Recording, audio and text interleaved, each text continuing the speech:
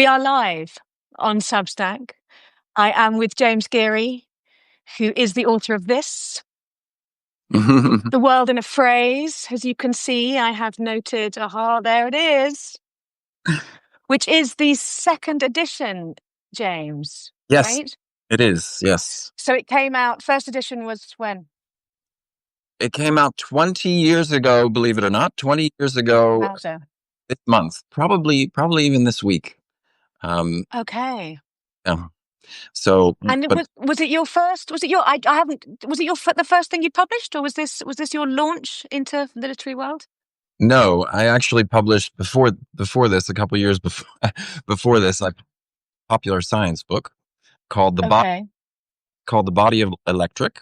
And it was about bionics. So implant Right. into human bodies and endowing robots with human senses. And so that was maybe 24 years ago. And that book, Ahead of your time, I'm going to that, say. that A was little bit. too far ahead of my time You were too far ahead of your time. Yeah, you are. because that book appeared and disappeared without anyone really noticing. And I remember sitting in my study completely dejected, after, as you know, after all the work you put into a book and it appears in the world. I do know. And it doesn't get the kind of reception or attention you want. And I remember sitting in my study, completely dejected, and all that I ever wanted to do was write books. And this was my first book, and it was a commercial failure. And I had my head in my hands, and I looked up, and it's described in The World in a Phrase, these posters that I have that when I was a teenager, I wrote aphorisms on the back. Yeah. So I had a poster of David Bowie, and I flipped it around so that the blank back of it was on my wall, and I wrote all these aphorisms on it that I was collecting when I was a teenager.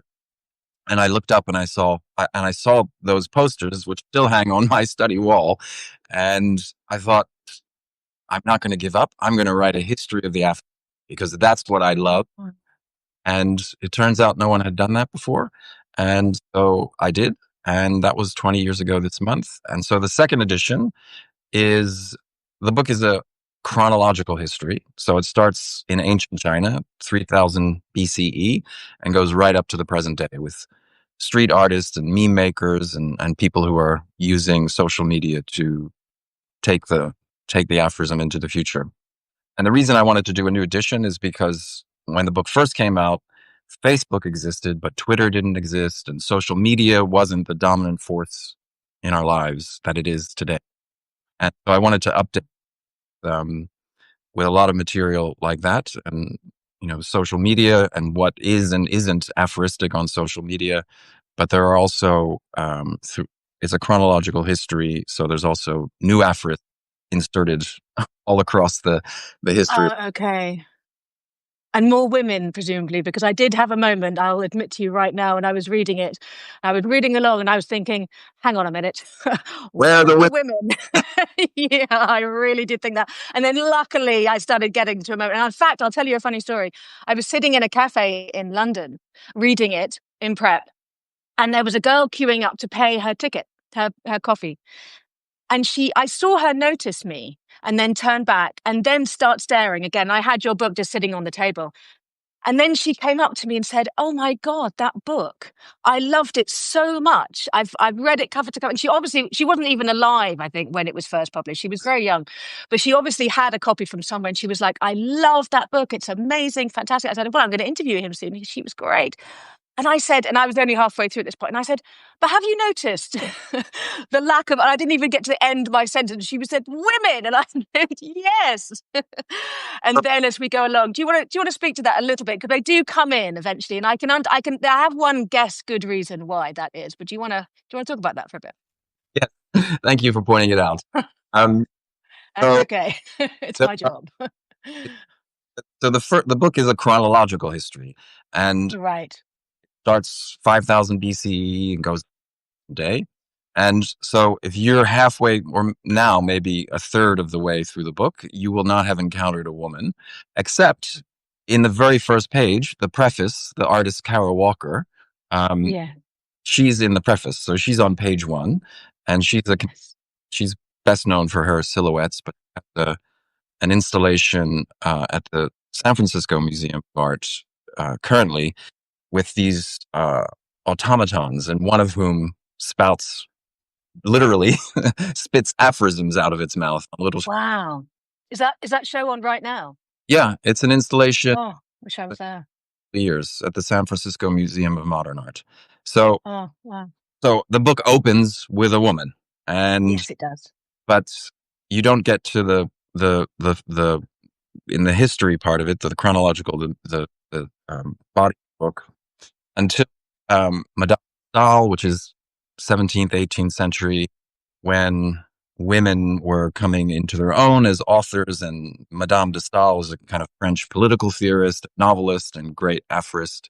Um, so I, but that has to do with just the whole history of misogyny and women's rights. And one of my favorite aphorists of all time is Marie von Ebner-Eschenbach. Yes, I know. No, well, give me one, because that's one of my favorites of hers. But which is the one that springs to mind for you of hers?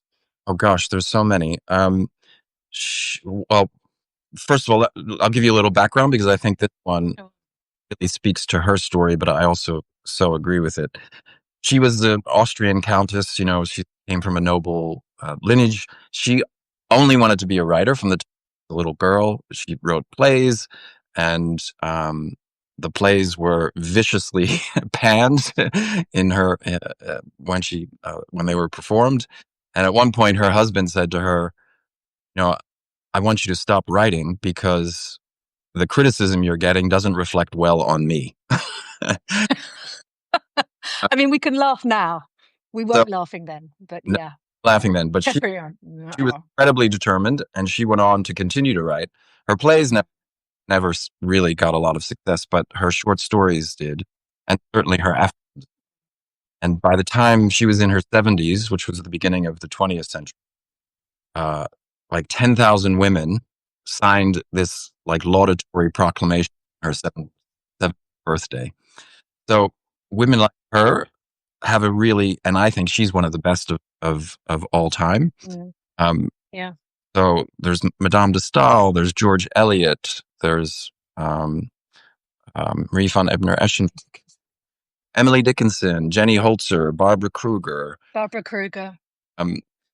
before I forget, Marie von Ebner-Eschenbach, those who are carried to a goal should not think that they have reached. And I love that one. I love that.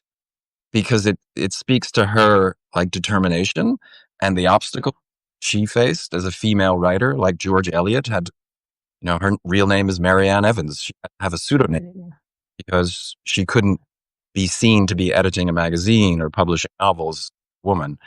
And I think that Marie von Ebner-Eschenbach aphorism, those carried to a goal should not think they've reached it, speaks to her like resilience and determination. And I think you posted on one of her aphorisms. The only proof of ability is doing it. Yeah.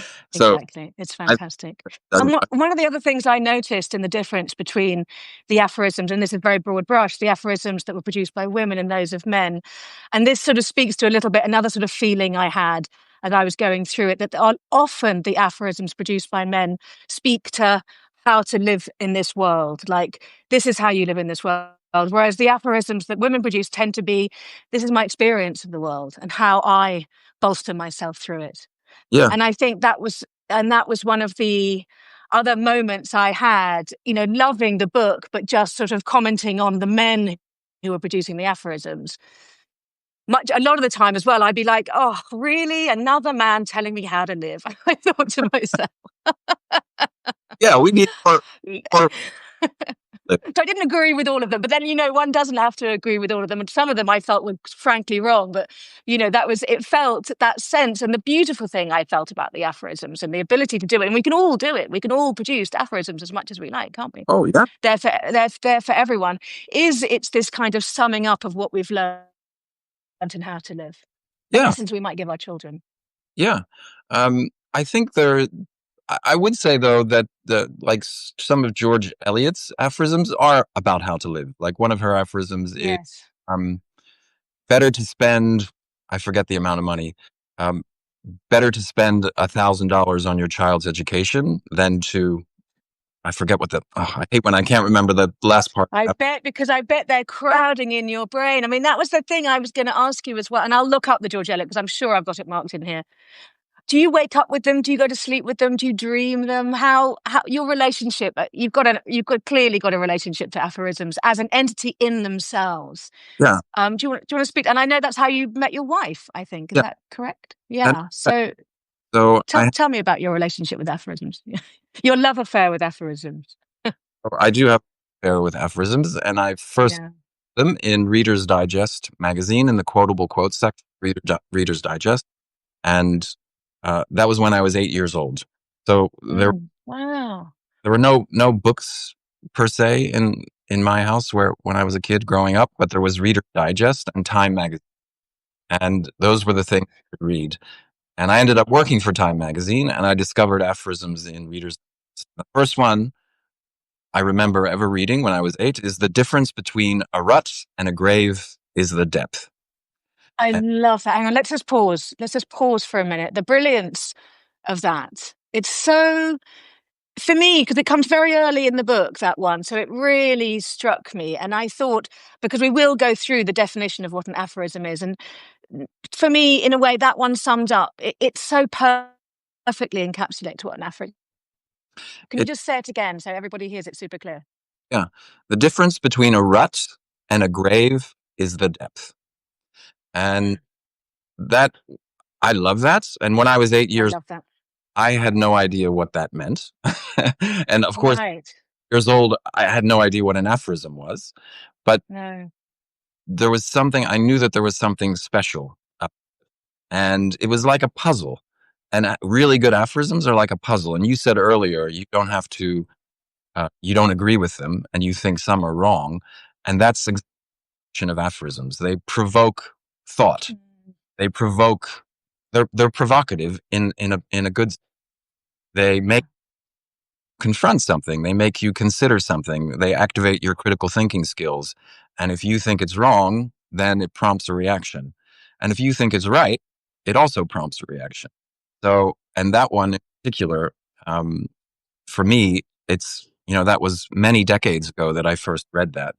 But I it almost every day when I'm walking to work and I'm following the same path to, the tube, and I think, am I just walking to work or am I digging my own grave? That's So that's good. a Has pleasant. your understanding of that one, let's take that one specifically, because I'm sure this happens with many of them. As you've grown older and matured, has your relationship and understanding and comprehension of it changed over time? Has it given you more and more and more as time goes on? Oh my God, yes, and that's Yeah. what about like any great work of art, like a music or a book or a film or a painting. You go back to it again and again, and each time you go back, it's different, it's richer because you're different. So, for this aphorism in particular, there was a point when I was very, very unhappy in a particular job that I had. Every morning I was trudging to the tube station, and I thought, and this is the other thing about aphorisms, they're not abstract. They provoke you to do something to Yeah. make a change in your life, either like a practical change or an intellectual, mental, psychological, emotional change. So um, for this particular aphorism, one thing I did was I started walking, taking a different route to the tube station. So I saw different things and everything wasn't familiar. And so fresh perspective on life and what I could do and what I could change to get myself out of the rut. Um, I did get myself out of that rut and I changed jobs. Yeah, uh, right. and so, Because you noticed, because the aphorism made you notice. yeah. And Right. so another time, here's another example. So there's little, you mentioned I met my wife through an aphorism. There's woven throughout the book are sort of memoiristic aspects because of things that happened to me that are connected with aphorisms, or things that happen to me that bring an aphorism to my mind and help me get through it. So at one point, I was made redundant from a job that I had, and I had 3 small children and a family, and I was kind of experiencing a lot of financial terror at the moment and at that moment. But an aphorism by a Swedish aphorist, Wilhelm Eklund, mind, and the aphorism is, being placed on treacherous ground is good. We learn to stand on our own 2 feet when the ground is shaking underneath them. And that one is sort of like the rut in the grave one. It doesn't solve your problem, and in a way, it immerses you deeper in the problem, but it gives you the kind of reassurance, a kind of affirmation in some sense to, yeah, the ground is shaking underneath me, but that's when I need to stand firm. And so that was kind of like that aphorism. The moments after I heard the news that I lost my job, I had that experience of financial terror, and this next second, that aphorism. So I think they've just taken up residence in my brain, and I'm just kind of walking around with this little aphorism anthology in my head. But I think another interesting thing about aphorisms is that everybody has this little anthology. Like everybody has a saying that, like, a parent or a relative or a friend or a grandparent used to always say. And one of the things I love about talking about aphorisms is people share these sayings with me, and some of them are just excellent. Like, this woman came up to me after a talk one time, and she said, "Is this an aphorism? This has been going around in my family for years. If you're not living on the edge, you're taking up too much space." I love that. it's not only I love that. the aphorism, but again, it's this kind of thing. It's like you, you gotta try things. You got to experiment. You got to take risks.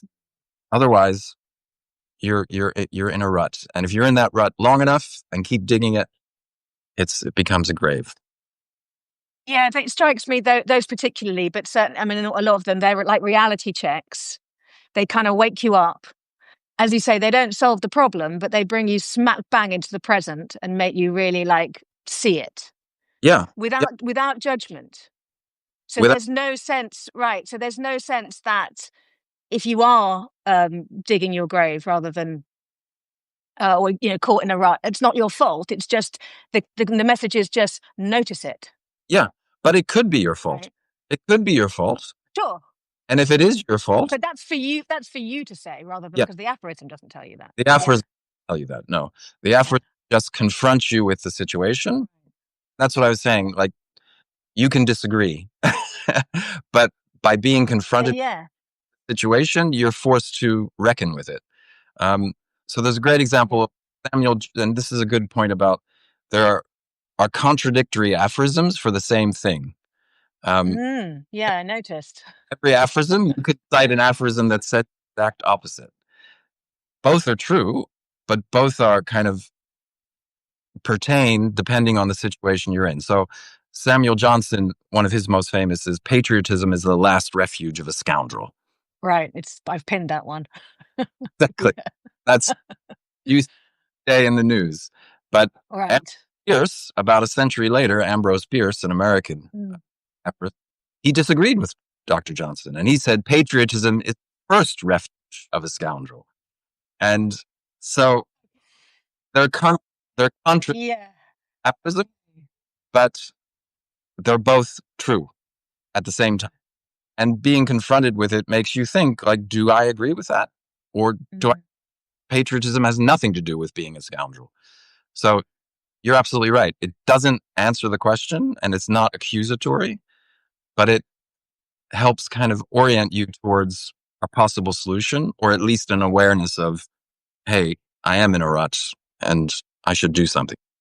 And I think that's why they are for all time, because they're not pinned to any kind of judgment, and judgment inevitably is pinned to the cultural climate of the time. But because they're not, and they can contradict each other, it seems to me that's one of the reasons why you're able to go right back to the very first time that an aphorism was written down and bring it, and those can be just as relevant as now, which again makes them these just sort of free floating, brilliantly clever ideas which can be applied or discarded. Yeah. As is your wish. And the oldest example of an aphorism it comes from China, and it's in the I Ching, the Chinese book of which people in ancient times and some people still today consulted as a sort of a guide, an oracle. I play the I Ching, but I find it much more relevant for what it says about my present than about my. Yeah. I don't use it to predict the future, but I use it to give perspective on the present.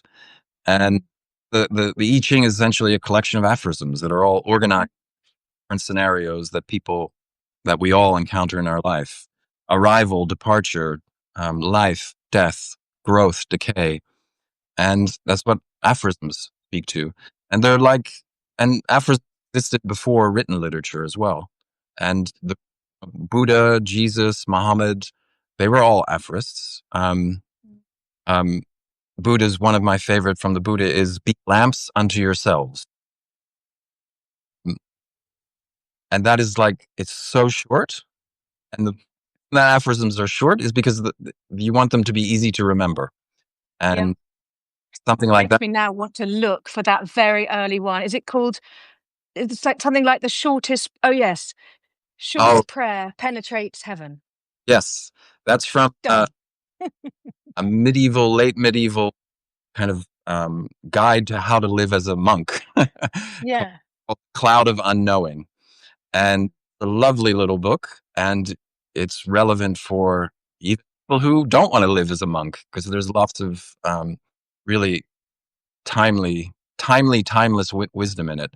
And short prayer penetrates heaven is a great example of the power of the aphorism. That book, I don't think the author's name is actually known, but he essentially describes aphorisms as things that you use in emergencies.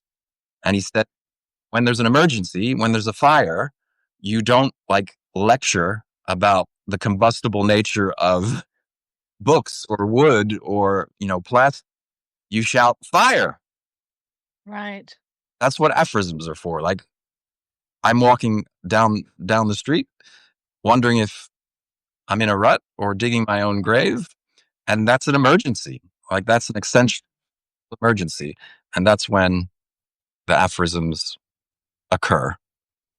And I understand the use of them, or the I Ching as a book of aphorisms in that sense, and then us interpreting them as to where we are now, because they are timeless, they are open to interpretation. So they will always be tied to the interpretation of where our minds are now as well, and then be applicable. And it also puts me in mind, not that populist politicians, mentioning no names, use aphorisms to get their point across, but there's a similarity there between those very short, sharp, shouty headlines, that same use of short and sharp, which does enter the mind.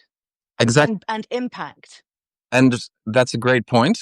And that's something that I address in the book in the context of social media. Yeah. So in some ways, you would think social media, all the kind of short form communication channels that we have today, are perfect for aphorisms. And they are aphorisms. And the last chapter, which is an entirely new chapter of the book, is all about there's an artist in India, Shilpa Gupta. I marked it actually. Shall I show them? Because they're so brilliant. Hang on. Carry on talking and I'm going to find them. Hang on.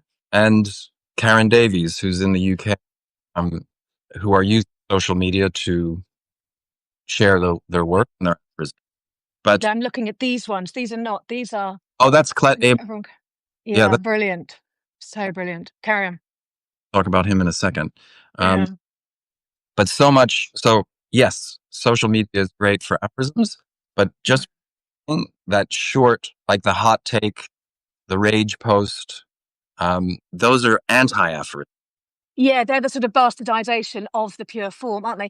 Do you know, before we go too far, we should probably define aphorism for those of us who've gone straight on past that. But I did have that as my first thing. We managed to not do it. I've got them written down here, but you just want to briefly just define the 5 must-haves Yeah. So that an aphorism is. an aphorism is basically a short, witty philosophical saying, or it can be imaged like Clet Abraham without words. But for it to be an aphorism, it has to follow 5 laws. And these are laws that I made up myself, so you're all free to disagree. Oh. I didn't realize you'd made them up yourself. I thought they were like verbatim in the great rule book of aphorisms. Okay, well, like they are now, James. Let's just put it. They're from the Greek oracle of the Bible of James. Okay. So it has to be short. It has to be definitive. So that means it's not like there's not a caveat around it. It's a declarative sentence, often written as a command. Or the third law is it must have an author, and this is the difference between an aphorism and a proverb. Like proverb was once someone. Every proverb that exists in every language and every culture was originally said or written by somebody. And when the last person on the planet dies, knew who wrote that, it becomes a proverb. It's the Oh, really? So if there's an aphorism in this book and we forget who said it, it automatically becomes a proverb? According to the Geary 5 laws of the aphorism, yes. The Geary 5 laws of aphorisms. Well, how about that? Okay, carry on. It's fascinating. So first, it has to be definitive. It must have an author. It should be philosophical. And by philosophical, I don't mean like abstract, esoteric being or non-being. I mean, like, how do I live my Know thyself. Know thyself. Exactly. And the 5th law is it must have a twist, and that be linguistic, like wordplay or a pun or a clever framing, but it's often psychological. And so the difference between a rut and a grave has both. It's got the grave as a kind of metaphor that has a linguistic twist to it. Psychological insight also kind of makes your mind a twist. So it should be brief, definitive, have an author, philosophical, and have a twist. Which know thyself, because I was just thinking as you were saying, I was thinking, well, does know thyself have a twist? Well, actually it does, doesn't it? Because, if you could break that down, you're like, well, of course, I'm me. How can I not? But of course, that's the whole point. Right. And it's not easy to know thyself. And it's also is like I'm looking out at the world, and the world is the problem. Because if I'm having difficulty, then it's natural and very easy to say, well, the world is making my life difficult. And make the world life difficult. But if you know yourself, then you can. And this is a great lesson from the Stoics, Roman philosophers from the early part of the first millennium. And they were all about know yourself. And their key insight was to know the difference between what is within your control and what is not within your control. And things that happen in the world and many things that happen to you are not in your control. But what is always in your control is how you respond and how you react to what happens to you. That's always control. And that's the lesson of know thyself. Know thyself, yeah, because it's based on know thyself. And it actually puts me in mind of a slightly different one of my favourites. And I can't remember who said this, but we'll find. Oh, yes, Eric Jarosinski. Am I pronouncing it right? Yeah. Only 2 problems with the world today. 1, the world, and 2, today. And I think it goes on. 3, if you count tomorrow. I love that. So he was in the 2010. He was posting a lot on Twitter under the handle 9 Quarterly. Yes, hugely popular. Exactly for that kind of clever. It's super smart, tight. And that's the other thing I love about aphorisms is they don't waste your time. No, they don't. Good thing. Marie von Ebner-Eschenbach, another great one. Um, and this is an aphorism about aphorisms. She says, an aphorism is the last link in a long chain of thought.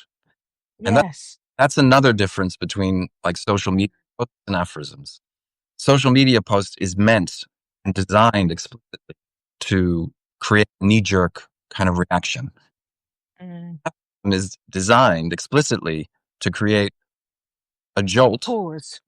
a pause. It's like a psychological circuit breaker, interrupts all the noise and creates this, but it's a space that needs to be inhabited for some time. You can think, like I've been thinking about the difference between a rut and a grave for decades. Right. Really And good. you're still thinking about it. That's right. And it's still giving you as much juice as it gave you when you were 8 years old. Yeah. Right. So even more because now I have the life experience to understand it. So need a really good aphorism. And that's why people remember, like, if you're not living on the edge, you're taking up too much space. It becomes like a psychoactive substance with long lasting effects. And that's the total opposite of like the knee jerk partisanship and propaganda on, that's so much of what online discourse is about. Right. And I want to get onto Twitter, but before I do, I just want to say for those watching and listening, I've been using this. I mean, I finished reading it, I don't know, a couple of weeks ago, but it's been sitting on my bedside table, and every morning I wake up and I just have a little, it's almost an I Ching kind of like, oh, I wonder what aphorisms want to tell me today. And it's a beautiful thing it is one of those carry around with you have books that become, dogged and post-it noted and all that kind of thing. It's really fantastic. So Twitter, when Twitter came along, did you think, oh, great, a home for aphorisms? Then were quickly disavowed of that, dream. Or what did you think in relation to aphorisms and the emergence of 144 characters? Well, first of all, I thought, well, this is a great venue for aphorisms, and I'm no longer on Twitter, but I'm on Blue Sky. But when I was on Twitter, I would just post an aphorism every day, just that I was thinking about or had just read or an old favorite. And I also encountered other aphorists through Twitter. So I thought, yeah, this is great. But I also thought, aphorists 5,000 years ago were writing things less than 144 characters. And so right. The form it's too many characters, in other words, isn't it? Thyself. That's like what, 8, 9, 10? That's like 8, 9, 10, exactly. So actually carry on. I will tell you my thoughts in a minute. That kind of that writerly discipline and mental discipline, right? Impactfully and briefly, incision and precision are the heart of the aphorism. So that's not new. What also isn't new is going viral, because aphorisms have been going viral since the beginning of aphorisms. Know thyself and all the sayings in the I Ching, or trust in God, but tie up your camel. That's Muhammad. Goes around my head. Well, I use that all the time. Whenever I'm doing anything, I just think, trust in God, but tie up your camel. That's a great. Well, that's I love it. The Quran. Muslims believe the Quran was dictated to Muhammad, and he trans. But there's also a collection of his own sayings, and that's called the Hadith, and that's one of them. He was such a practical philosopher. He also said the ink of the scholar is holier than the blood of the martyr. Yes, I've marked that one. And, so there's a lot of his sayings that I think go against some perceptions of Islam, certainly during the period founding it.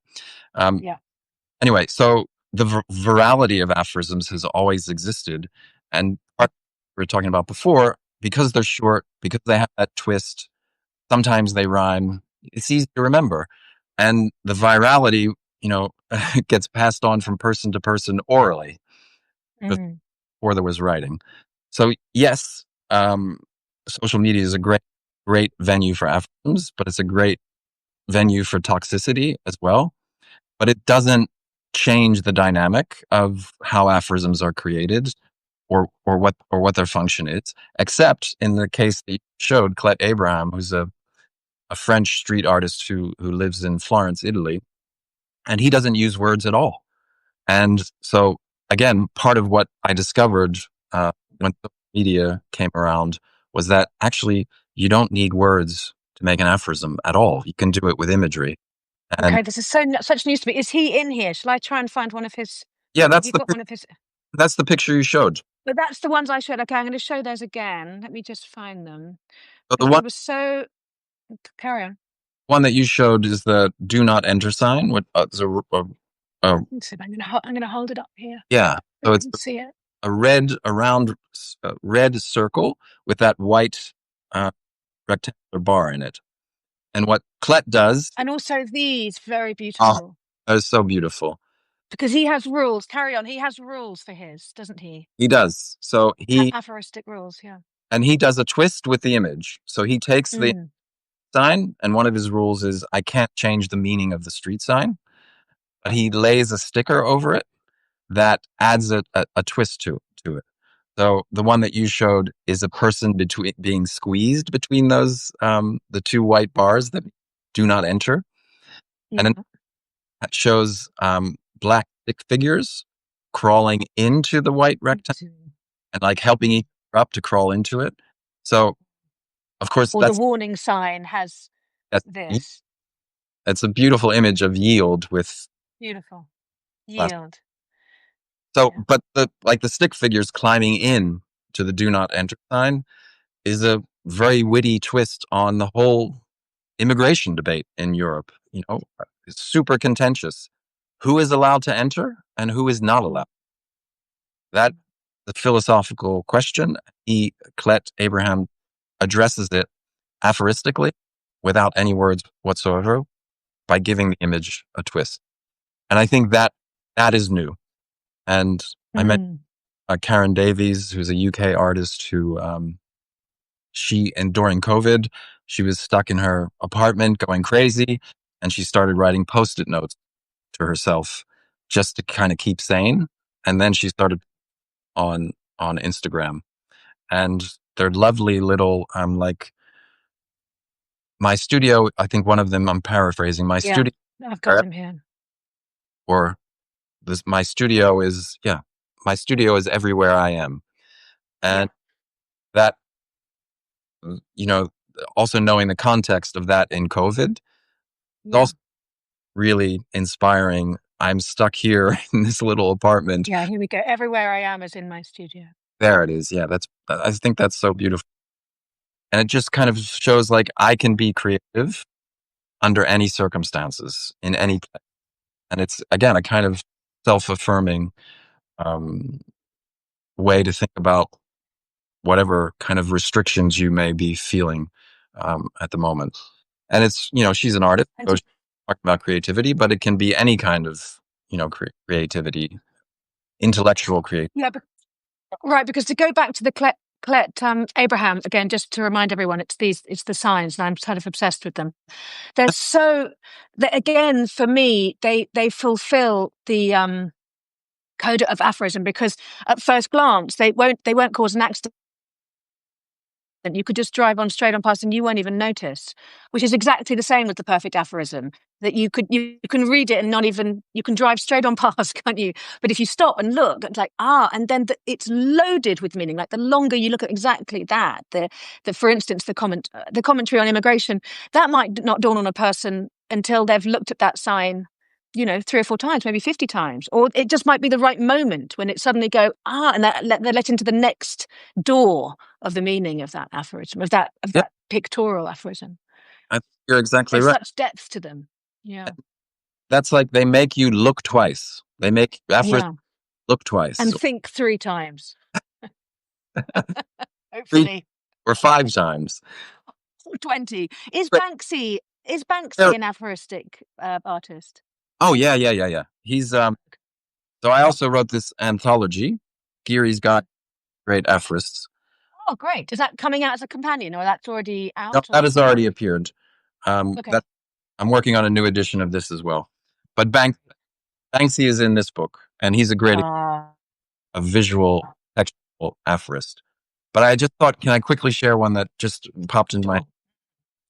I thought, and this was another one that's been shared with me, that's been passed on in someone's family. I thought it over until I overthought it. And that's got that twist and the playfulness in the language, but it also has the kind of philosophical, psychological kind of insight that makes you, okay, Yeah. I've thought about it enough. I have to do something now. Right. And there's so many of them. And I suppose if there are subgroups and groupings, many are funny. There's comedy in so many aphorisms. Not all of them. So clearly that's not in Geary's 5 have to points, but it is. There are so many that have that twist, I think, because there's something so joyous in creating that depth of twist, which does mark out the great aphorism, that they can't help have a slight lightness of being. There's so many of them. Yeah. And I think they have, so I think, yeah, humor is not one of the 5 laws, but many aphorisms they're not always laugh out loud funny. Some of them are, but they're witty. And I think that's because witty can be funny, but witty doesn't have to be funny. It's more twisty psychological insight. So we talked about Jen Holzer. One of hers that I love is playing it safe can cause a lot of damage in the long run.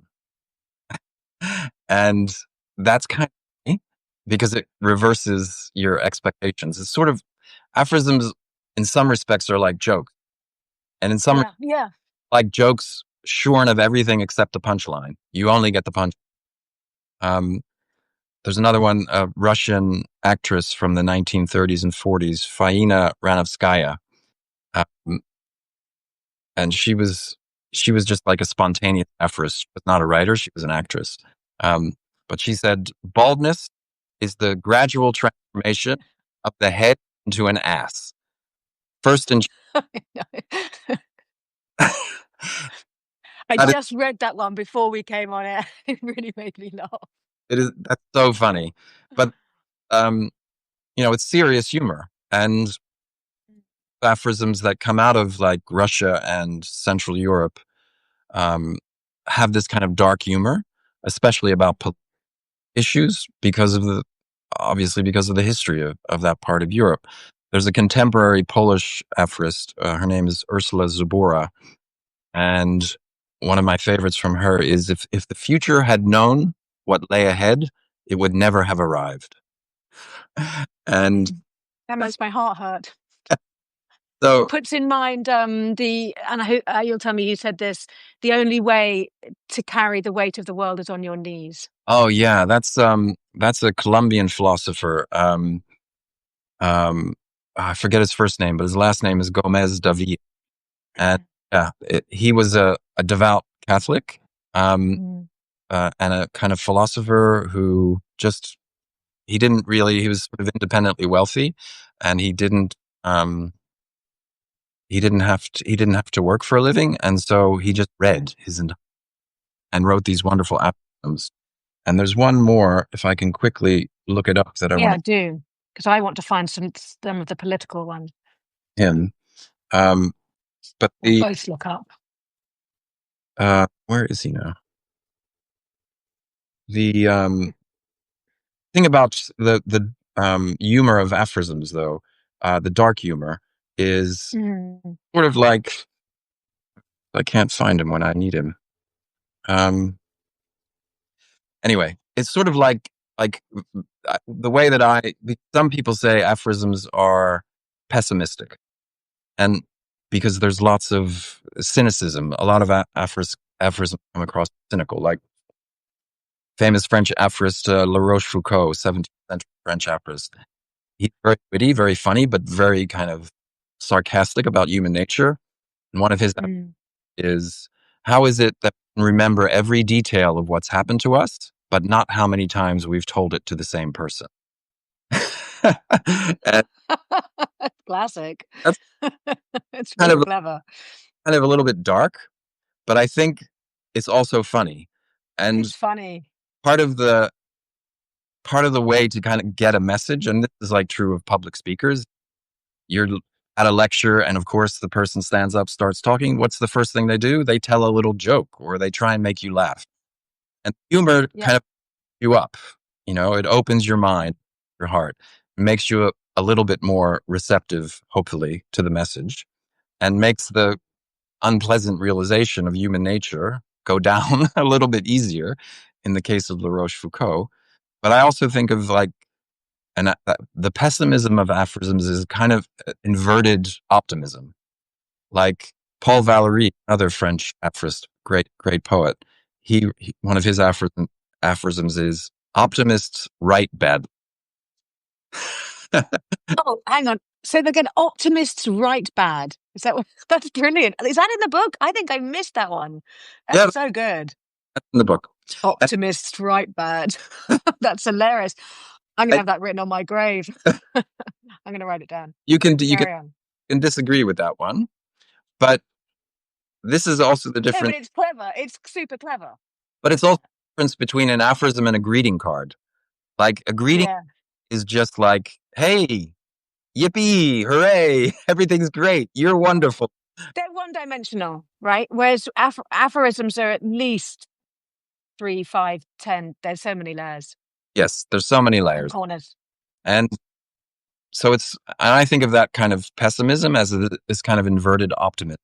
And a kind of metaphor, the way I think about it is like aphorisms are sort of like vaccines. When like the flu vaccine, you get a little bit of the disease in your body and it helps. That's what builds your resistance, and that's what builds resilience. And aphorisms, I feel, are like that. They give you a little bit of the dark side, and that makes you stronger to get to the light side. So here's another one that I love. It's attributed to Winston Churchill. I don't know if he actually wrote or said this, but it's, when you're going through hell, keep going. Yeah. And that's often written on billboards, all kinds of things around the UK. I see that one all the time. It's okay, great. Yeah. So, but that's a kind of another dark one that has a kind of there's light at the end of that tunnel. Yeah, and for me, they're not pessimistic. There were some aphorisms in the book that I felt were just super pessimistic. I suppose those were the ones that I was a bit like, yeah, all right, you're having a bad day, whatever. Do you know what I mean? But mostly I didn't feel, I just felt as we began this conversation, a lot of the time I just felt, yeah, they're and I loved the how you related it to vaccines. They're just a little touch of reality, pause, take a moment, recognize where you are, and then here's the antidote. Because the antidote is, critical thinking and pausing and listening and being in touch. The other thing that struck me about aphorisms as political statements are so effective, and I know we touched on this before, but I just want to read out a couple of my favourites here. This one's quite long. I wouldn't have thought this fitted the brief, but I'm going to read it anyway. You do not have to be me in order to fight us. Hang on. You do not have to be me in order for us to fight alongside each other. I do not have to be you to recognize that our wars are the same. Yeah, that's all. And on this, yeah, that's beautiful. And on the set, I'm just going to read a couple more of Audrey. Is it Audra's? How do you pronounce her name? I think it's Audrey. Audrey. In our world, divide and conquer must become define and empower. I love that one. And then lastly, very famous, and this comes up all the time, your silence will not protect you. Yeah. I mean, these are political statements through the ages. It's not just for our age. These are absolutely through the ages. Powerful. She's the brilliant. And it's what's interesting about her aphorisms, and this is like the way that people compose aphorisms. Some people compose aphorisms deliberately. Like that's what they do. La Rochefoucauld set out to write aphorisms. Audre Lorde, her aphorisms are in her essays and her speeches. And like, she'll be you can read her speeches and lectures and things like that. And then every few paragraphs, there'll be this eruption of this amazing sentence that like, your silence won't protect you. That just, for me, leaps out from the page. Yeah. It's kind of, it stands alone in itself. It stands alone as it's like an essay that sums up the much longer piece that she's written, but it contains everything. And so Stanislav Let's famous Polish aphorism who wrote during Soviet times. One of my favorite of his, no snowflake in an avalanche ever I feels. know. Ever felt responsible. Now, if you think about that, that is a novella, it's got Absolutely. plot, It's got everything in it. got, It's got a narrative arc. got It's got a beginning, middle, and end. got a beginning, middle, and end. It has. It's a 3-act play. It's perfect. And all the way through this conversation, I keep thinking, I'm not sure if this is an aphorism or not, but it's certainly a well-known, I can't remember who said it to who, but they said in a letter, I'm so sorry, I didn't have time to write you a short letter, so I wrote you a long one. Yeah, that's Blaise Pascal. And he Okay. literally, that's the literal quote from an actual letter that he wrote. And it is so descriptive of how, and it's the saying in journalism. I worked as a journalist for many years. Shorter is harder. It's harder to write something that's short than it is to write something that's long. And so and the reason is you have to leave so much out, but you have to get so much in. And for someone like that's like you were saying, it's got a beginning, middle, and end arc. It's a novella. And that's part of the reason why you can think about it for so long.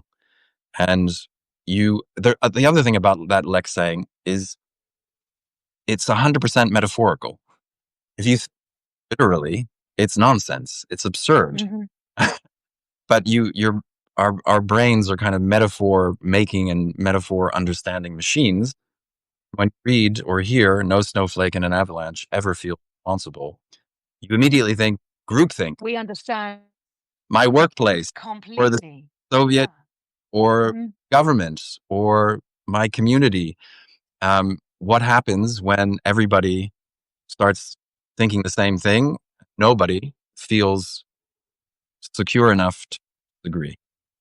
So we hear the metaphor, and this is also what I love about aphorisms. They're such an intimate form of literature, and they make you, the reader, an accomplice, a collaborator in creating meaning. So let's give you the story, but you are being just as creative as him because you are finishing the story for him in your own mind. So aphorisms are like this very intimate exchange between two minds, and the aphorist gets in your head, but you also get in the aphorist's head by completing the story that they've started. I think this is carry on. Found it saying I wanted to from go Gomez de Villa. We should resign ourselves to the fact that nothing lasts, but refuse to accelerate its passing away. Yes. I think that's got resonance for today. It's so beautiful. And I think I've been trying to understand the power of them. And I think from what you've just said to me, because we join in the completion of an aphorism, as we hear it, we join in that completion. It's as though we don't meet it here in the 3-dimensional world. We meet it in the creative source, in that place where we all go to when that magic happens. And so they have this absolutely expansive existence, which allows us to live there. And as you say, that beauty, and obviously there are many books I love which are 900 pages long, but an awful lot of books I love are very, very short. And I always endeavor to write short. Brevity is my middle name, certainly should be. And so the aphorism is, as you say, you have to strip down everything and then join that aphorism in that place to complete it, which just makes it we experience them in the cradle of creativity rather than just on the table in the 3-dimensional world. We're nearly at time, James, and of course I'm going to ask you, I'm sure I'm not the only one, which aphorism are you going to have written on your grave? Oh, that's funny. Maybe it's not but the thing is, this is kind of a running joke in my family, that saying I'm just going to do some things upstairs, and upstairs I study, and the things I'm doing, writing about aphorisms or reading aphorisms. So I think on my gravestone, I'm just going to be doing some things upstairs. That's so beautiful. I love that. James, you're in the middle of a tour. Where's next? Where can people come and see you, hear you, find you? Oh, so I'm going to Charleston, South Carolina as soon as we're done here. And I have some talks in DC, Portland, Maine, Philadelphia in the US. But in January, I'll be at Hatchard's Piccadilly in London. Great. Yeah, I'll be at the Cambridge Literary Festival, and there's a bunch of on my website. You can see all the talks. So starting next year, I'll be back in the UK and doing some talks and events all around the country. And will all those details be on your new Substack as well, so I can find them? Yes, I'll put them on my Substack, Yes. my website, put them on Blue Sky and Instagram. I'll keep it all very aphoristic and brief. Aphoristic and brief and to the point, with a twist, personal, definitive, and philosophical. Right? Thank you. Okay. James, it's been a real pleasure. I did want to ask you what the difference is between a tenet, a maxim, an aphorism, and all of that. But can you write an article about it so that we can all understand the difference between all these things? It would be super great. That will be coming up on Substack very soon. Fantastic. Tag me. Make sure I see it. All right, James. Bon voyage. I wish I knew an aphorism for travel, but I'm sure you do. And we'll see you soon. Thanks so much for coming on. Thank you for having me. Bye, James. It's Bye-bye. been great. Bye.